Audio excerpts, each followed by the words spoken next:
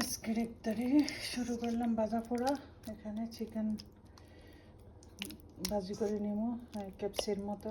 আমি আগে এগুলোকে একটু ম্যারিনেট করে রাখে দিচ্ছি, মশলা মাখি, সব মশলা দিয়ে মাখামাখি করে রাখে দিছি। এখন এখানে তেল দিয়ে দিলাম, তেল গরম হয়ে গেছে। বিসমিল্লাহ করে দিলাম একটা।